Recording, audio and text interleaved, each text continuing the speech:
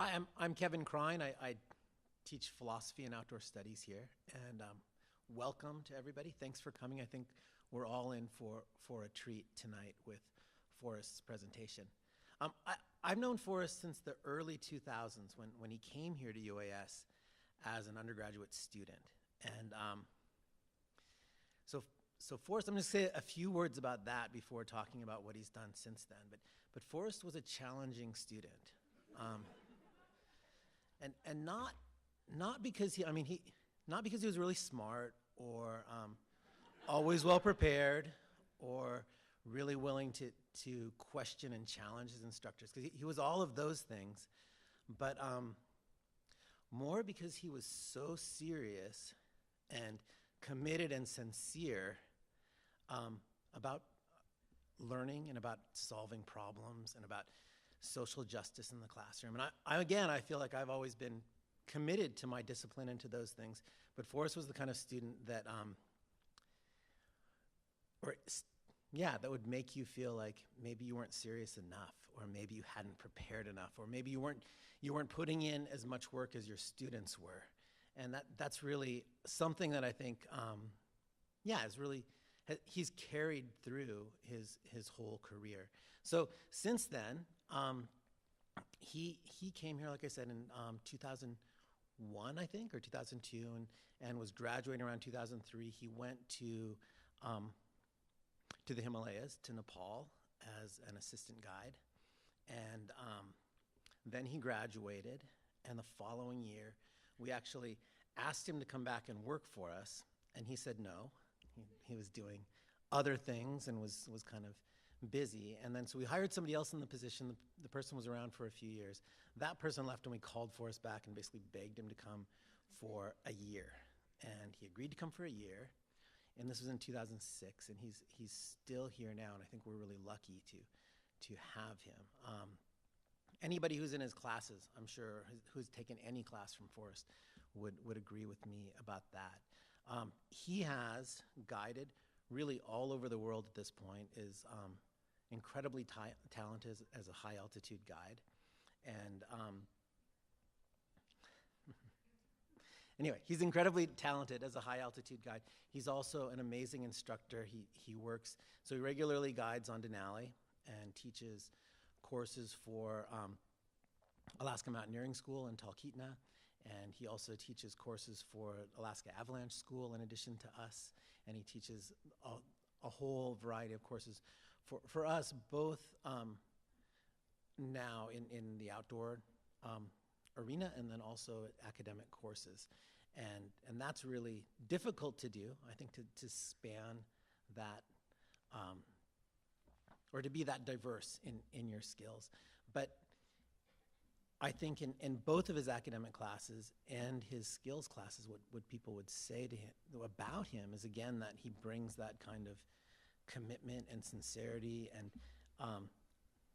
feels obviously very deeply for his students, and his scholarly work is the same way. So what we're going to see tonight is a presentation that on his research into big mountain tourism in Alaska, and again, I think something that's really special about Forrest's work in this area is how much it brings together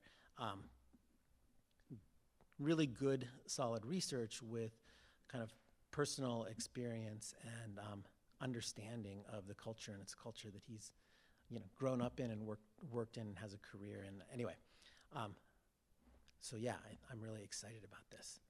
So Forrest, yeah.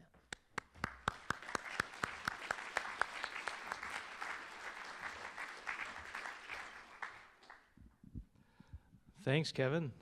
That was really kind. So this is my talk. Cowboy Professionalism, Cultural Study of Big Mountain Tourism in the Last Frontier.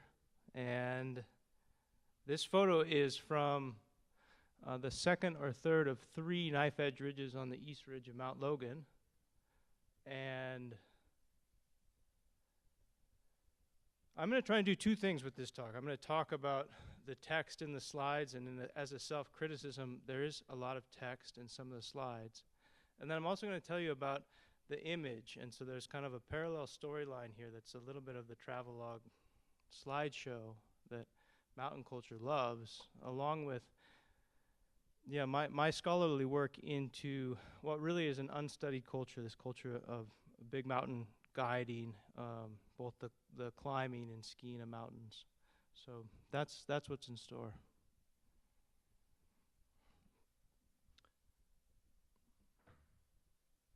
Can you hear me if I talk back here?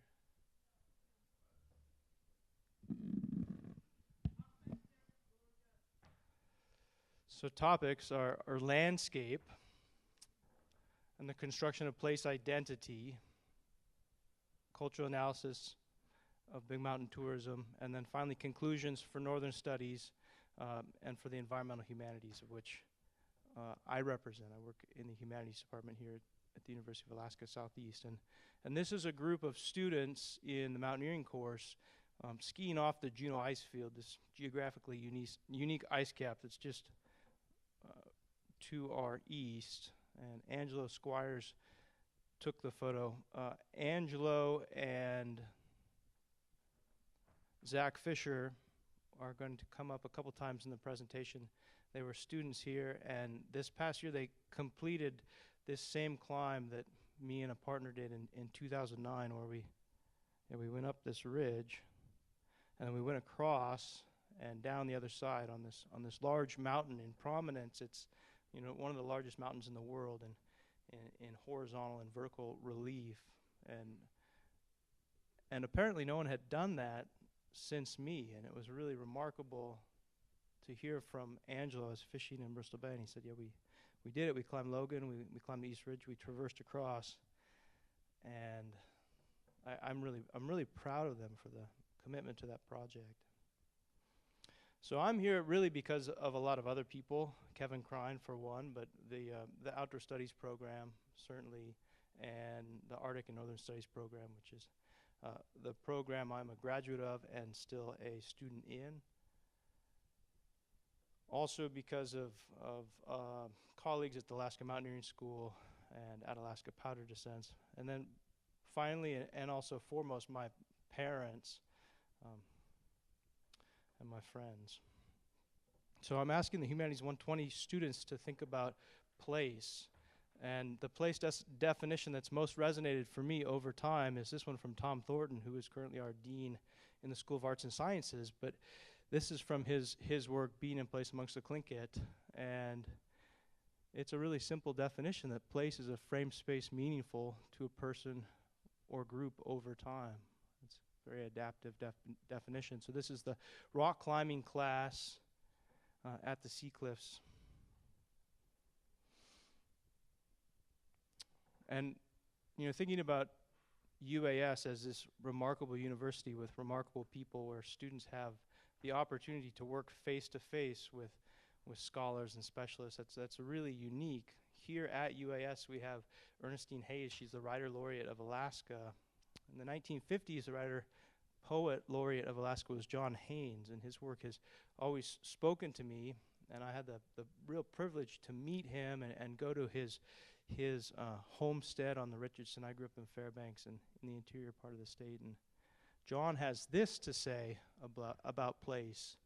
He says, on the evidence of my own experience, I believe that one of the most important metaphors of our time is the journey out of wilderness into culture, into the forms of our complicated and divided age, with its intense confusions and deceptions. The eventual disintegration of these cultural forms returns us once more to wilderness. This journey can be seen as both a fall and as reconciliation. And place, once again, means actual place, but also a state of mind, of consciousness. Once that place is established, we carry it with us as we do a sense of ourselves. And so in my research, I had some central questions. Is the mountain experience diminished by including people who pay the climber to guide them? Does big mountain tourism in Alaska commercialize Alaska's spectacular geography in a way that in fact diminishes it? Do big mountain tourism participants identify with Alaska's environment and culture, or merely seek outdoor thrills? And this photo is of the Jenay Basin, the advanced base camp on the west buttress of Denali. And the mountains in the back Foraker and Crossan, and they're used as visual barometers for incoming weather off the Pacific. So if you're on Denali climbing and you see lenticular caps or mountain waves or really any kind of cloud action moving over these mountains as you're looking to the south, it means that weather's changing and you should perhaps reconsider moving, maybe shore up your tent, build a wall.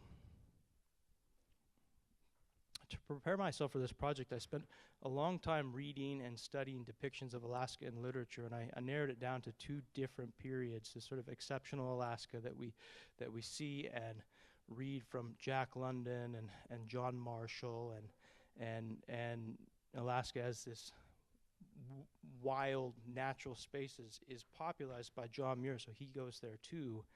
And then this second category of folks like John Haynes and Sidney Huntington and Margaret Murie and John McPhee with Coming into the Country.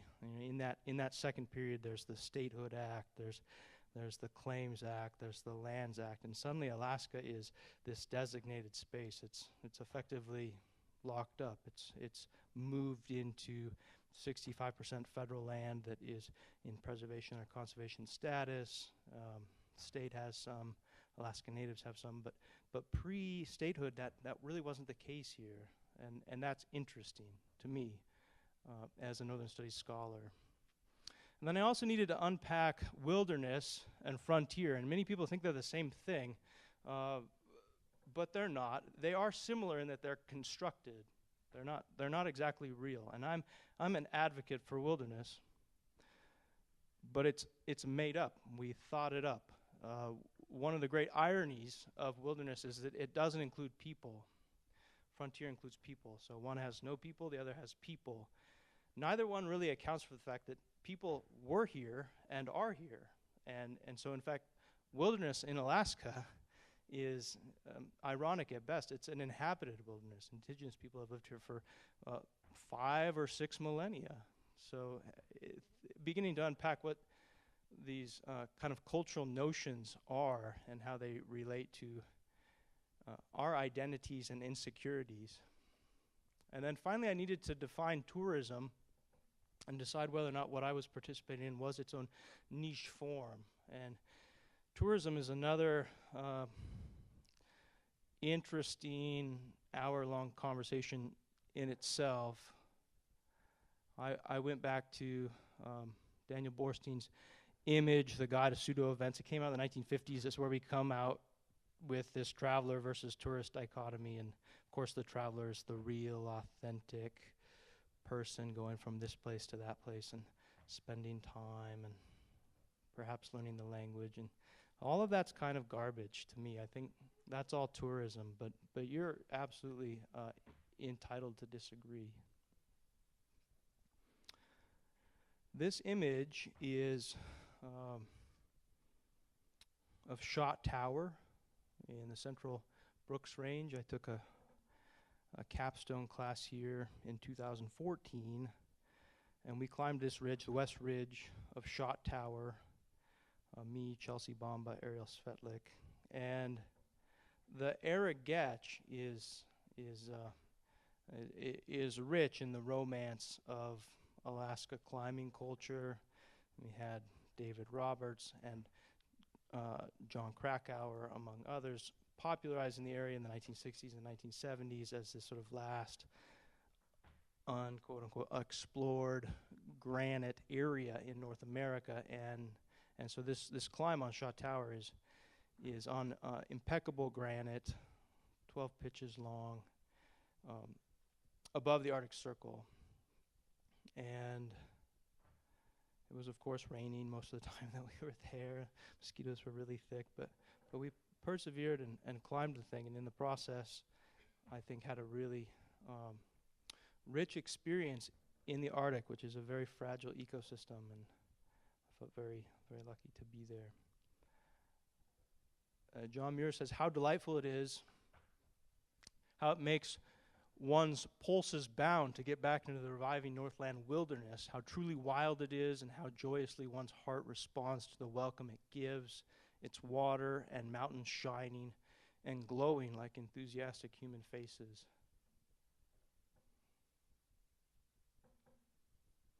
And this is our ice climbing class up Perseverance Trail on Sunshine Falls on a beautiful day. Talk of mysteries. Think of our life in nature, daily to be shown matter, to come in contact with it. Rocks, trees, wind in our cheeks, the solid earth, the actual world, the common sense. Contact. Who are we? Where are we? And so Thoreau is really grappling with the sort of actual lived experience of mountaineering. You know, most of these transcendentalists, Thoreau's Emerson's protege, they're hanging out and it's pretty urban.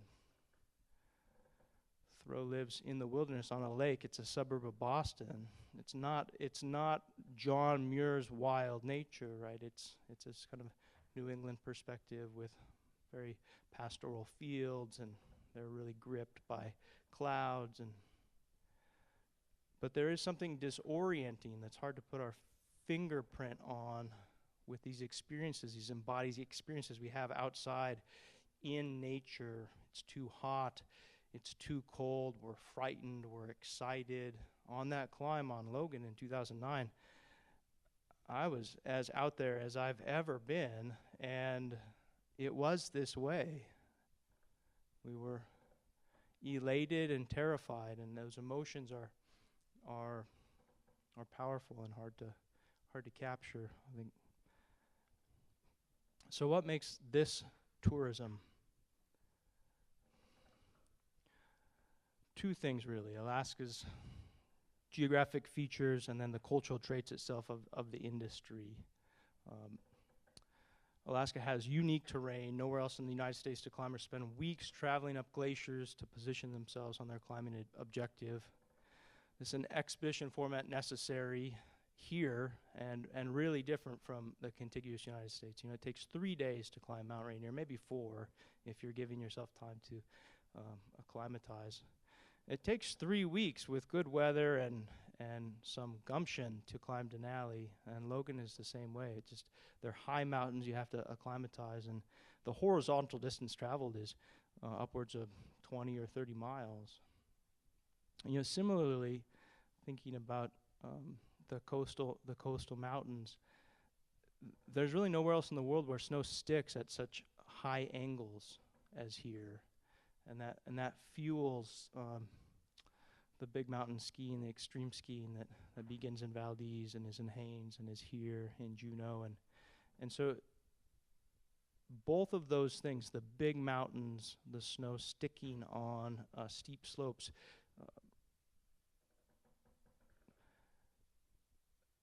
create this desire by the world to come here and recreate in this way, this climbing, skiing way. It's a mystique. It draws guides, draws clients, and each group has unique characteristics. Alaskan guides are elite, objectively, and considered the most specialized expedition climbers and extreme skiers in the world. Their clients are not mass tourism participants of the cruise ship or train and bus variety. They associate Alaska's big mountain culture with self-reliance, a quality required in wilderness, and on a frontier. So in this way, it is niche. Alaska is also a node in cosmopolitan networks of sport. Indeed, Talkeetna and Valdez are as iconic for big mountain enthusiasts as Chamonix, France, the birthplace of Western mountaineering. So Talkeetna is, of course, the gateway to the Central Alaska Range, where Denali is. Valdez is the beginning of helicopter skiing in the state. Alaska's big mountain mystique comes as much from the solitude-inducing potential of its wild places as its community, its global community of similarly minded mountain sport enthusiasts.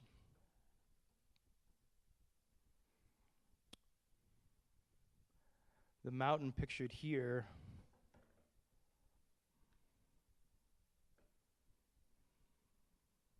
at the top, lookers left of the screen is St. Elias. And this is coming down the King's Trench. At the top of the screen, those clouds are the ocean.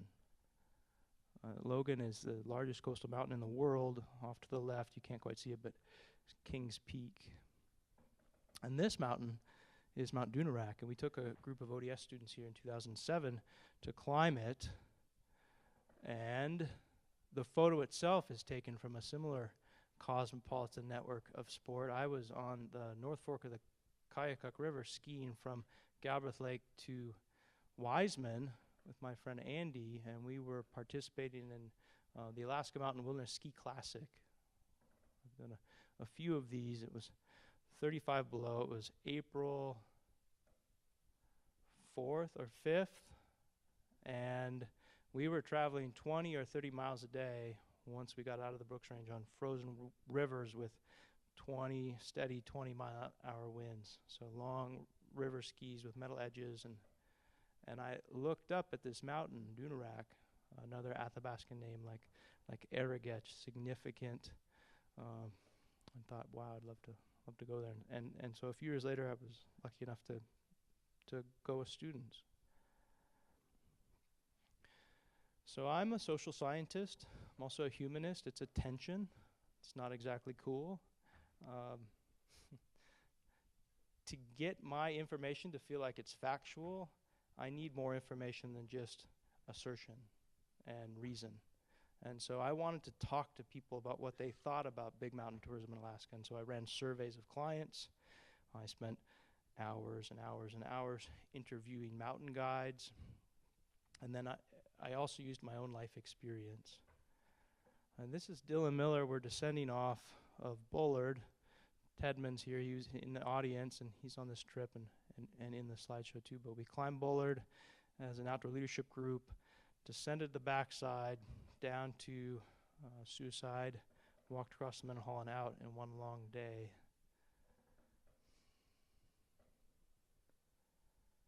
So what do surveys consist of? Well, you need demography questions.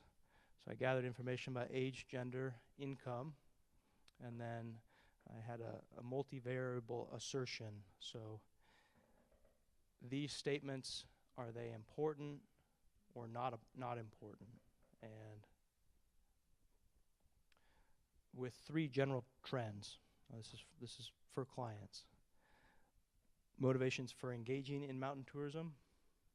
It's a historic photo from Brian Okonek, who is one of the 6 original concessions on Denali in Denali National Park, and a resident in Talkeetna, Alaska. Brian and Diane owned Alaska Denali Guiding and then sold it in the late 90s to the Alaska Mountaineering School, and that business is still one of the few locally owned mountain guiding operations on Denali.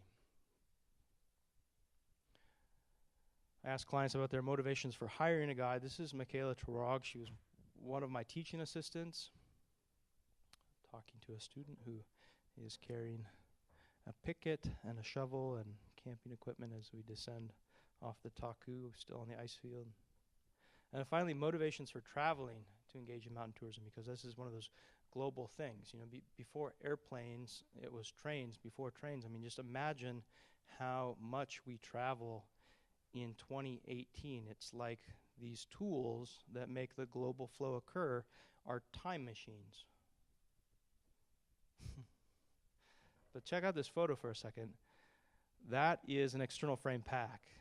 This is another Brian Okonek photo.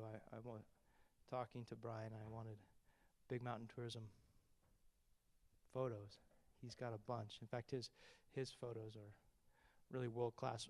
Forker in the background. West Buttress, the feature, 16,000 feet on the West Buttress route. I like those wool mittens. But yeah, we don't use external frame packs anymore. So I surveyed clients and I interviewed guides. Those interviews were open-ended but had a set series of questions because I'm trying to get certain information while also giving people the room to tell me what they think. And this is Alex Botello on Rhino Peak, which we climbed in a mountaineering course some years ago now. So I was asking guides their motivations for working in big mountain tourism. This is Kyle Thompson, Karen Goldberg-Bell, and Matt Krisiak, and we're at 7,000 feet on the Sheep Glacier, looking up at that feature. It's called the Cleaver. There's 3 ice falls where the glacier is broken. Travel up the glacier. The summit of Sanford is not in the picture. It's 16,000 feet tall, and the Sheep Glacier from summit to its terminus at 4,000 feet is 14 miles long, and so skiing from the top to the terminus makes this the longest ski descent of any mountain on the planet. And so part of what I'm trying to demonstrate is that Alaska's geography, its physical geography, is in fact unique. I also asked guides about their experience and management of risk in the mountains. And so here's a group coming off of a traverse of Denali, and of course they have to cross the McKinley River because on the north side of Denali Park it's designated wilderness. There's no plane pickup. There's only one road in and out. It's sort of the latest version in the history of what national parks will do with land, and so there's no front country tourism in this part of Denali Park, unlike what you see in Yosemite or Yellowstone, where there are roads most places. And then finally I asked guides about changes they'd observed over time in big mountain tourism. And here's Zach Fisher, and I saw Zach Fisher last week. He's guiding professionally in Yosemite. It is another iconic place in the nodes of sport that make this interesting in a cosmopolitan way. He's preparing for a climb. We went on Denali in 2015, and one of the realities with this expedition climbing is you have too much stuff to put all in your backpack. So if you fall into a crevasse, then you're going to self-rescue out. These are skills that we teach and practice, and the difference is, unlike here on the Mendenhall or on mini glaciers, you've got so much stuff, you've got equipment in a sled, and so if you fall into the crevasse, the sled needs to be arrested on the rope behind you with a prusik or something similar, and then when you're going to self-rescue, you have to jump the sled. It's a total pain in the butt. It doesn't really work very well, but that's what we're practicing, and so Zach was with Angelo and did that Logan Traverse this year. And the final data point is my own life. As some of you know, I was attacked by a brown bear in April of 2016. I was teaching a mountaineering course above Haines. And so as affirming as these experiences in mountains are, this is a very real reminder of consequence. And people ask me often if I think about the bear and if I have bad dreams, and I don't have bad dreams. I've never had bad dreams. What I think about the bear is that she smelled great. And so what happened is I skied over her den. It was about 3,000 feet, early April, two and a half years ago, and I was putting in a track, a ski track for my class. We're descending from climbing Mount Emmerich, and dropped my gear and was ascending back to the class. So I had skins on my Alpine touring skis, and this bear came up the hill slowly. I stood tall, I waved, I yelled, I said, "Hey, bear." And she didn't really know what to make of me. So what I think I did is I skied over her den, and like most mothers, she was concerned about her cubs. I think there was only one cub, but I'm not sure. Anyway, she attacked me. She grabbed my leg. She pulled me down what was a very, very steep angle of repose. We wrestled for a while, and it was probably only a matter of seconds, but we fell vertically 350 feet. And the first half of that, I was resisting. I was fighting. I punched her in the nose. I hit her with my whippet, which is a self-arrest pull. And then the second half of it, I realized that you don't win wrestling brown bears. That's not a good strategy. And I had this little voice. It wasn't like an out-of-body experience. A little voice like, "Brown bear forest, play dead." So I played dead. And then we rolled off a small cliff. It was just small. And that impact knocked the anger out of her.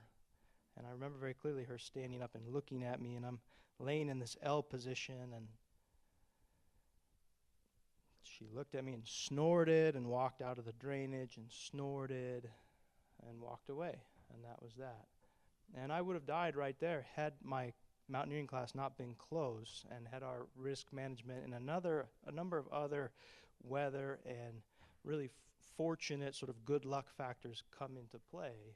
But when I think about the bear, I don't hold any hostility or resentment towards her. And so here's what I have to say. As you can probably surmise, I surveyed clients from the mountaineering school and from Alaska powder descents. Clients were predominantly male, earning more than $100,000 a year, and visitors to Alaska. They're most strongly motivated to participate in big mountain culture because it occurs outside and it makes them feel alive. Clients were not strongly motivated by thrill-seeking or risk-taking. In fact, this group hired mountain guides to manage the hazards of Alaska's mountain environs in acknowledgement of their inherent risks, believing it very important to be safety conscious. And here is David Miller. We're up in the Cowboy drainage on the soon-to-be the upcoming backcountry navigation outing, where it had snowed 2 feet. Much like this, it was warm, and then winter happened. Visiting climber clients were not concerned with Alaska's culture of rugged individualism and did not think of the place as a last frontier, but did believe the state was different from elsewhere, pristine and wilderness, motivations that inspired their desire to mountaineer here. And so this is Hannah Vig, Anna Gucci, and Angelo Squires, and we're on a capstone in the Chugach. We climbed Mount Fafter and did a number of different day outings where we climbed and skied. And climbers, on the other hand, were more goal-oriented than skiers, whereas skiers were more group-oriented than climbers, which is actually kind of a gut assumption I have, and it seems to play out. I mean, climbers, like, there's the summit, you go to the summit. Skiers are like, hey, let's go skiing. And there's Tedmond on this traverse we did to the Bullard down to Suicide across Mendenhall and out, 15-hour day. He's rocking it. So the guides feel called to be in the mountains. As a group, they make far less than clients, are predominantly male with some noteworthy exceptions, and begin climbing or skiing when most children learn to walk. Like their clients, guides cited their love of being outside, participating in their chosen sport as a primary motivation for big mountain employment. And here's a photo of Kevin, Anitra, could be Ted, could be Dylan, Casey Patton, someone else. And we're in Japan and skiing and climbing in the mountains of the Japanese Alps on a capstone. But there's actually a mountain guide in the audience who shared this quote on the board as part of their interview, and it's stuck with me. What that individual said: I've never been someone that works a job just for money where I don't actually enjoy the job itself. When guiding, I identify the people that are going to benefit from the trip, who are participating for the same reasons that I am, to be outside and in the mountains. Focus on sharing the mountains and don't worry about the paycheck. Unlike clients, guides from Alaska and guides from elsewhere who guide here in many cases believed their work was occurring on a modern-day frontier and thought of themselves as pioneers in a broader Alaskan mythos. So the clients don't think this, the guides think this. Alaskan guides are self-reliant, quote. They share a sense of pride about being Alaskan, being a guide from here. They're hardier than the average and enjoy the unique challenges of mountaineering in such an extreme place. There's a cowboy professionalism up here.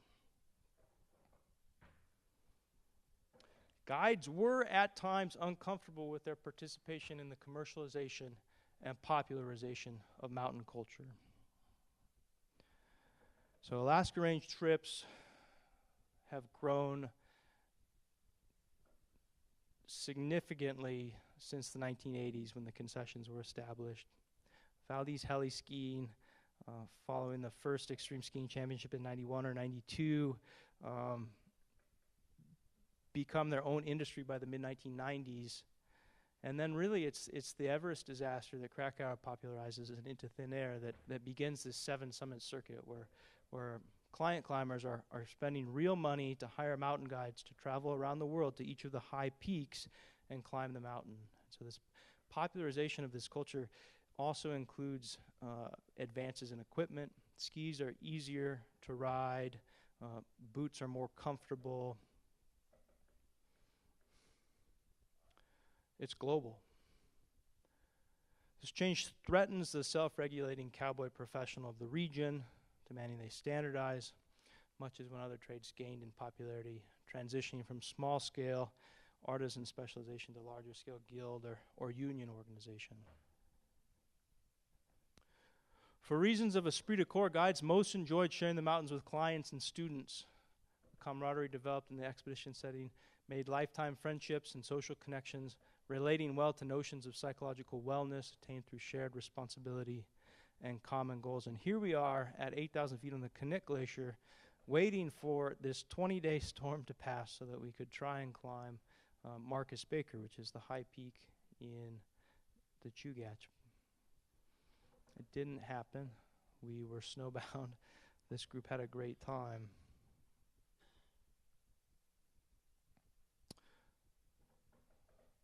I like this photo because I think that sock is upside down. It's supposed to be like the grippy sock. As the bear attack illustrates, Alaska's big mountain tourism is a crossroads between its cowboy past and credentialed future. And even a highly structured, credentialed environment like an ODS outdoor classroom can give way to a cowboy moment like fighting a bear while falling off a cliff, a tension that will continue to set the outdoor profession in Alaska in a class of its own.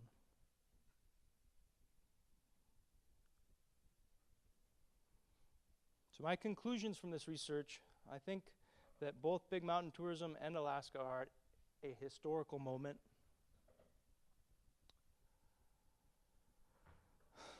The recent popularity of Alaska's big mountain tourism has prompted a historical moment, one in which the future of the industry will be decided. The important findings here are of a local global profession growing up, of a clientele who are now global, and of a sport culture evaluating its identity in relation to class and gender. And here's a photo of the Janae Basin again. This is during a storm cycle. You can see the clouds and wind rolling over the top of Foraker. Authenticity is a central identity tension underlying Alaska's big mountain tourism. Guides believe they are the legitimate representations of climbing culture, and clients are not even aware such a distinction exists. As my demographics demonstrate, clients make, on average, twice as much as mountain guides, with more than 50% earning over $100,000 annually. It is a matter of economics that guides and clients work together, and this distinction is one of class identity. That some guides perceive themselves as more legitimate representations of mountain culture than their clients is interesting, especially because it is their profession to lead mountain trips. Clients hire them simply for that professional experience. Clients, on the other hand, do not need to work in the mountains to recreate there. And it's sexist. This is a big tree in Boulder Pass, which is at the top of the Cowie drainage above Eagle. And that tree predates the Revolutionary War.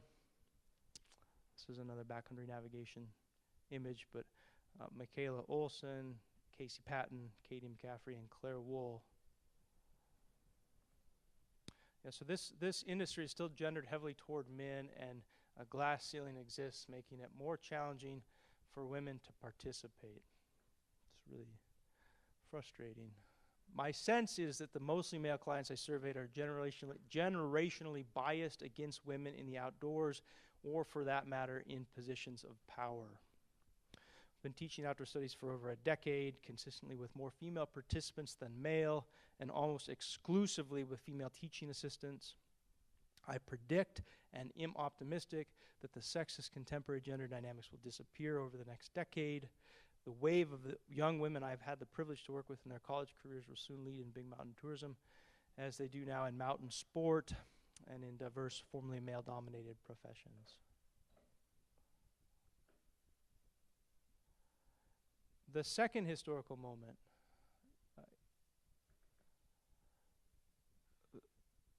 the mythos of the frontier of intrepid and rugged individualism is not a motivation for mountain clients to come to Alaska, but rather an identity construction of Alaska mountain guides that relates well with the depictions of the region in early literature and in images promoted by the tourism industry.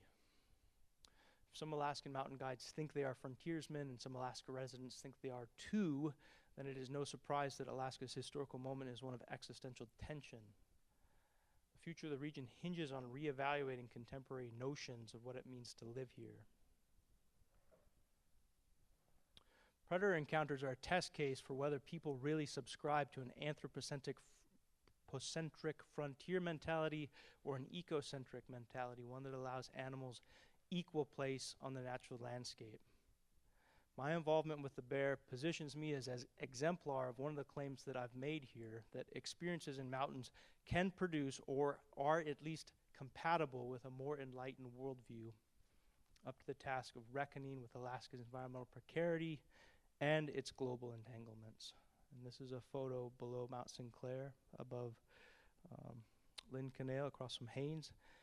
You can just barely see Dylan climbing that rock. So if cosmopolitanism means not opening up the polis to others, but rather entering the polis as if it already were another's, entering as an other yourself, then it seems like a project looking at Alaska in a global context has to include not just the view from 30,000 feet or 20,310 feet, but the view face to face, or in this case, fur to skin. This is my home. This is Auk Bay. The state of Alaska currently has the opportunity to diversify itself from oil while encouraging a global community to recreate and invest here represents an unprecedented opportunity, and one that Alaskans would do well to take advantage of. Like Alaska's big mountain culture in this historical moment, Alaska itself can reach deep, call up a little courage, and come of age. This cultural story of Alaska's mountain guides and their clients, of me and the bear, is in fact the story of Alaska identity in the 21st century. And on November 6th, consider joining me for a talk, Powerful and Privileged, Crisis and Affirmation of Alaska's Mountain Culture, Unpacking the Ideology of Adventure. And that's a lecture, part of our UAS Power and Privilege Symposium. Thanks, I'll take questions.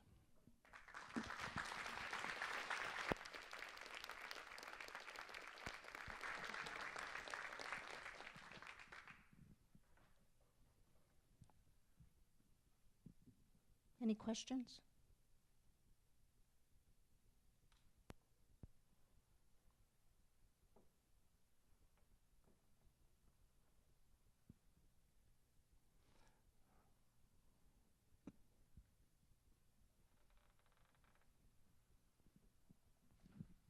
Hey, Forrest. Hey, Matt. So you wrote an article in the Juneau Empire back this last winter regarding climate change. What do you think there should be more, or those that love the mountains and the mountain culture should have a more of a activist style perspective within the next decade, or decades to come, especially with the release of the IPCC report last week regarding climate change? Should individuals that love the mountain culture go to protests and have a more activist style perspective regarding global climate change? Yes. I think that this ball is rolling, and it's a hard one to get off of. Every time we get on an airplane or buy a piece of industrial meat,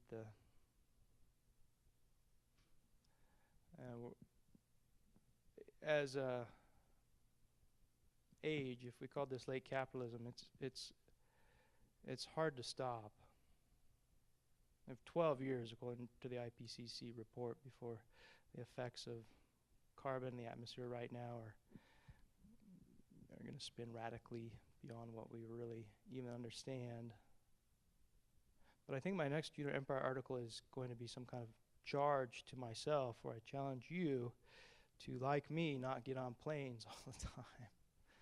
It's just not there is no easy solution. Part of the reason for that is that planes are time machines, and we travel from places to places, and that's accepted, that's the norm, that's almost the expectation. You want to work in higher education, you have to travel, in many cases, across the planet to report on your research at your group of fellow specialists.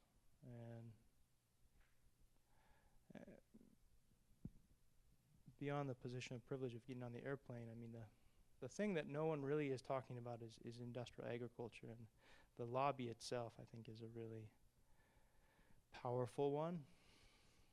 But it's not my field, it's not my research. What I understand is that that's a really major contributor of carbon in the United States, and so maybe a first step, although not going completely vegan, although go vegan, is to reconsider buying that piece of steak.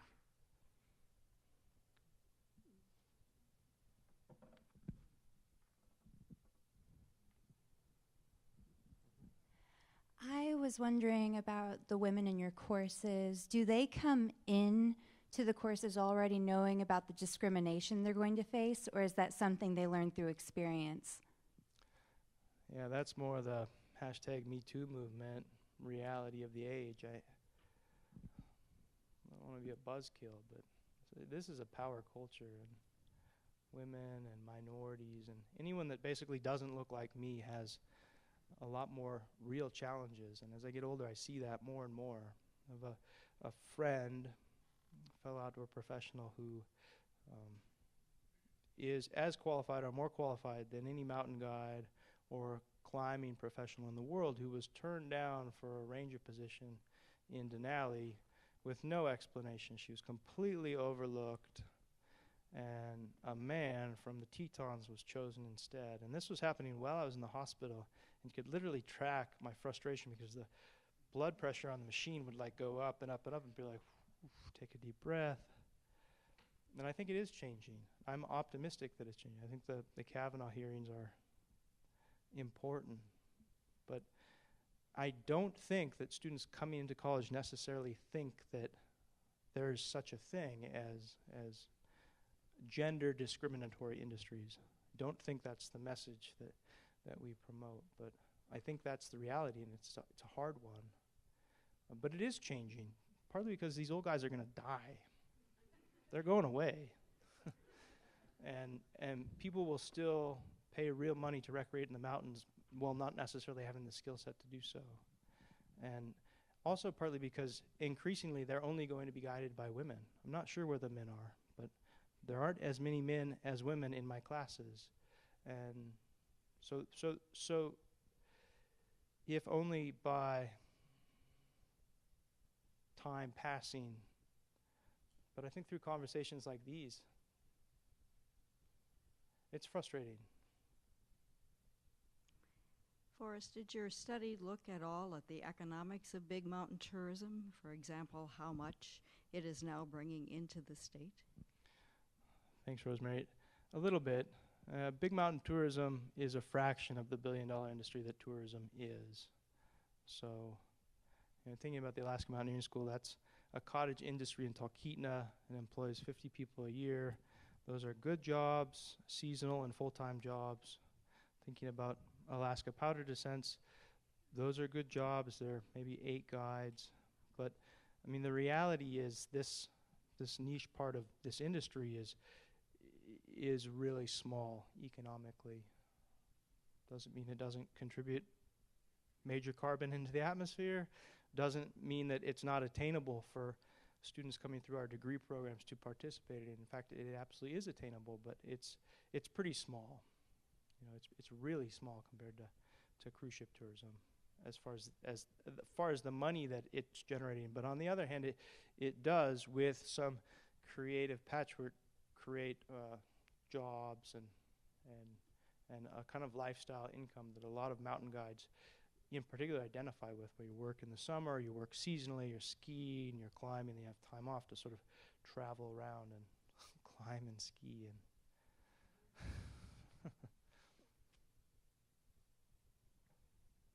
Yeah, hi. I've got a question in the back here.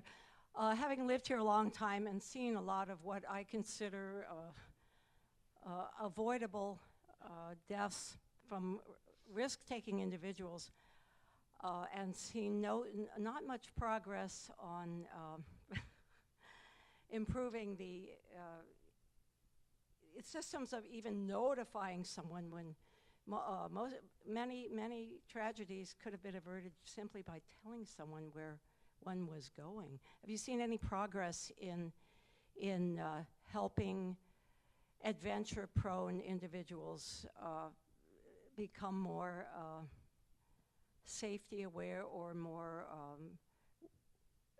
easier ways for them to let people know their plans or whatever? It seems it could all be done somehow through some sort of a central check-in agency, or something could be done better to avoid the unnecessary tragedies that keep cropping up around here and probably all over. Thanks for your question. I think that it's a question of scale. We in general have more trained people, have more people working, recreating, after having a really solid risk management as foundational sort of training, like the outdoor studies, skills, and leadership certificate. But as a function of scale, the fact that more people are doing it means that there is the propensity for more accidents. And I guess the take-home follow-up is that these activities have inherent risks. Mountains are dangerous, and rocks are going to keep falling off them. It's a function of mass wasting and gravity. And so that's part of it. The other part is that the culture celebrates risk-taking, and that's increasingly problematic for me as friends and acquaintances and people who I don't even know are dying pursuing this sort of mystique or mythos of mountain culture. And so there's multiple answers to your question, but people are going to continue getting hurt and killed climbing and skiing, if only because there are more people doing it, but also because the culture, not what we're teaching here, but the culture venerates that. They put it on a pedestal. It's romantic. The more dangerous, the more aesthetic. Hi, Forrest. I'm just asking about the cost of climbing Denali. There's so many mountains around that are free and maybe dangerous to climb, but I have a friend that visited from Israel, and he was interested in climbing Denali, and I said, I think it's expensive. But what drives the cost of climbing Denali? Well, a combination of things. It's still probably the cheapest summit on the planet. I mean, it is a public space. It's a national park. It's preserved, in theory, in perpetuity for us as a public commons. So you have a flight on, $650. There's a permit fee, it's $350. You have what I call the kind of upper mountain gear, so the big down parka, the puffy pants, the excessively warm sleeping bag that is necessary above 14,000 feet. That probably adds on another $1,000. And you have food and whatever the costs are of taking that week off of work. But when I was first thinking about climbing Denali and trying to put together a budget, I penciled it out for $3,000. To guide someone up on a trip, it's upwards of $8,000 now. If you guide someone up and there's two other guides and they're just there as a solo client, it's $35,000. So it's expensive, but in fact doable if it's a priority for the individual.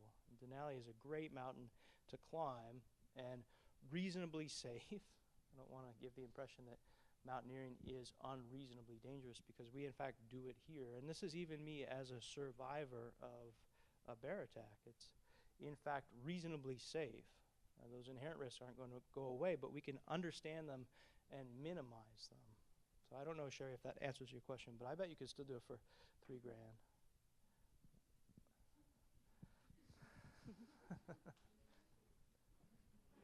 Hey, Forrest. Hi, Margie. I have a question kind of about your ODS students and the transformative effort they might undergo through your program. Because I think, in a sense, maybe we all kind of enter as the tourist and enjoying it in the outdoor sense and really wanting to kind of delve into the mountains. But do you think you see them kind of evolve into the more of guide sense with the process of thinking and being in the mountains and not just like the hoorah of excitement with it? Hoorah. Yeah. Well, yeah, I think it's worth to think about the spectrum. You know, Steve Landermeyer teaches all the wilderness medicine classes, and he loves to talk about things on a spectrum, and that makes sense to me. But in the outdoor industry, on one side, there would be mountain guiding, and the other side would be outdoor education. And the outcomes are different. When a student enters the outdoor studies program, we don't want them to come back after their program. If you show up as a client for a mountain guide, the guide wants the client to come back because it's a relationship and you continue guiding them. And so the education piece is a difference. We're trying to empower people with the skills, the environmental ethic, the group dynamic, the outdoor leadership pieces, to work together in small groups outside, make reasonable decisions, prepare themselves to fail, because part of this natural classroom is a really challenging learning environment. It's a poor feedback environment. We go out and we don't really know if we're doing anything right or wrong, because when something goes wrong, it's actually pretty unusual, right? Like if you get caught in an avalanche and you've had all the avalanche trainings in the world, that's a really hard thing to reckon when you're well trained, you're conservative, so the natural world is full of variability. It makes it interesting. Those are the inherent risks that we can minimize but will never go away.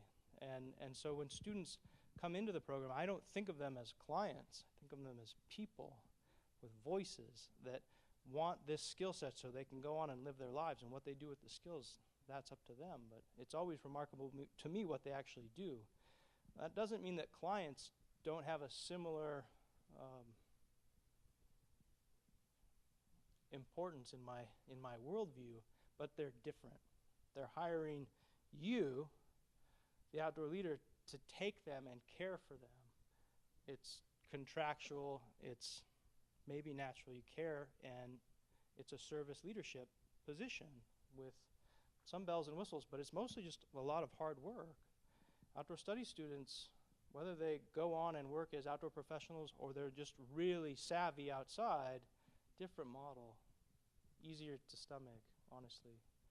More fun. Hi, Forrest. Hi, Claire.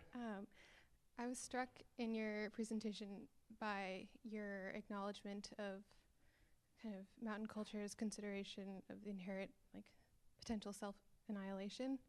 And I wanted to ask this question kind of figuratively and more literally, especially in that first picture where you're climbing the knife edge. Do you show your mother those pictures? She's watching. I think my mom decided a long time ago to stop asking questions. But I look at the knife edge, and to me that's beauty, it's interesting, there are ways to do it reasonably. I think other people look at it and it's just this sort of media portrayal of outdoor sports as dangerous and reckless. And it took us a long time to even get on that thing because it kept avalanching, then it was raining. And that said, climbing a mountain like Logan, there's a certain out there commitment thing that is unlike really most anything we're doing in the outdoor studies program. It's a different project. It's a different commitment level. My mom is a feeler. She's a giver, and I can't really talk to her, but I try to because she gets amped. She's really excited, and I actually think of her kind of like the brown bear, honestly. I think moms are a real force to be reckoned with. That's nothing to take lightly, and some of you are moms, I'm sure, and some very well could be someday, but yeah, my mom is she's in a special place, but I think she stopped asking questions when I was in Nepal in 2003 because I couldn't call often and it cost money to use the sat phone. And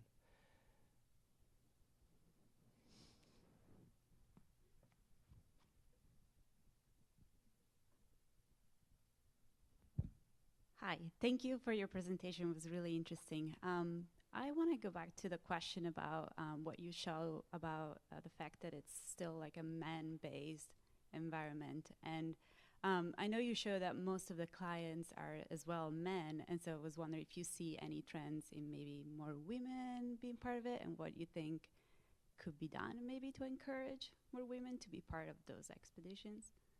I think it's changing, but on 8 professional expeditions on Denali, I had 2 female clients. And having been on the mountain 12 times, and there's only a few more to add. And I told the story of my friend, the female climbing ranger. She eventually got the job, but it took the equivalent of whatever the harassment button or prejudice button is in the Park Service for her to get the job again, and she was most qualified. So to answer your question, I think part of what's at stake here, our masculinity code, is wrapped up in mountaineering. I don't think it's particularly friendly as it sits right now for women. Now, that's not the atmosphere that we're striving for in outdoor education or in outdoor studies at UAS, but when you look at the mid-20th century conquest of these high mountains in Asia and here in Alaska, and even look at the literature review I cited, almost all of those voices are male. And so I think some of what is going on here is this historical moment for outdoor sport. I can only speak factually to my research, and there are very few but noteworthy female participants there, and I think that is the actual, by my observation, that is the case. But I also think that it's changing. You think they're encouraged to be part of it? Yeah. I think that they're the future of the industry. I don't know where the men have gone. You know, there's interesting social science about called the Boys Project, but yeah, there are less men than women in higher education, and in general, this is me just punting, but it seems like women are doing better right now than men.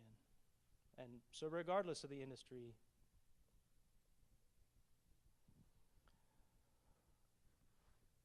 I have one more question.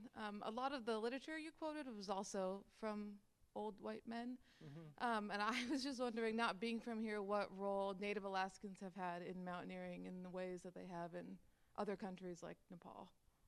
Oh yeah, thanks. So in Alaska, the first person to summit Denali was Walter Harper, and he is Athabascan. He was Athabascan. And he was Hudson Stuck, the Episcopal missionary's protege, but he basically guided Hudson all over Alaska as an 18-year-old. And so in 1913, Walter Harper, Karstens, and Stuck climbed to the summit, and then tragically he died with his soon-to-be wife in the Princess Sophia wreck. And so Walter Harper's buried here in downtown Juneau. In Nepal, the Sherpani people, they're smiling, they're happy. It feels very Buddhist from my very Western uninformed lens. They seem very content. They're doing all the work. Mountain guiding there is really different. You show up, you look good, got your sunglasses, and then these brown people are carrying all the stuff, making all the food, setting the lines. They're most likely to die if there's an avalanche because they're the ones hanging it out there. They're barely compensated. So that's not a pretty picture of global mountaineering, but it's a reality, and I won't back off of it. It's something that's becoming a conversation along with what feels like maybe a renewal of the social justice ideals of the 1960s. There's a lot going on right now, and so I remain optimistic. But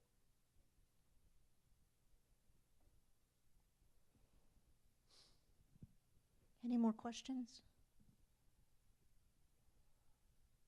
Timmy, you got any?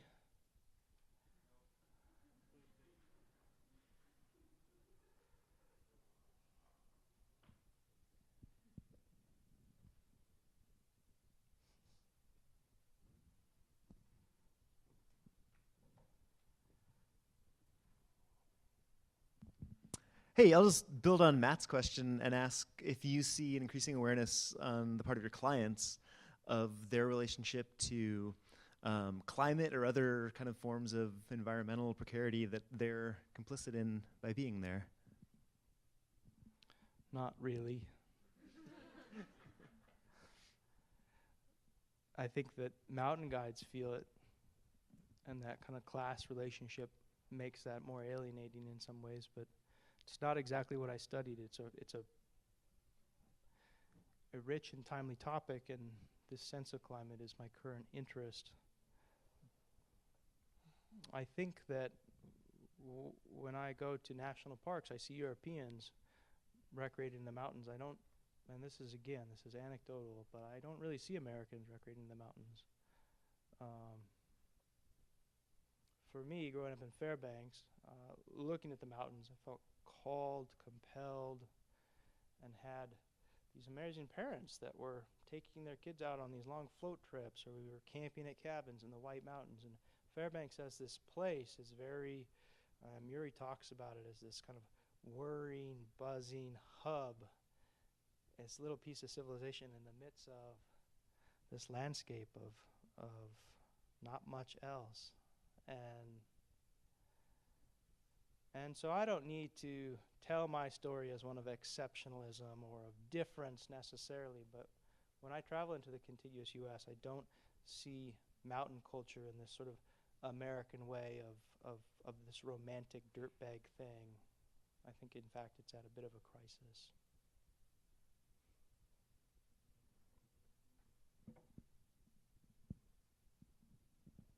Okay, thank you. Thank you.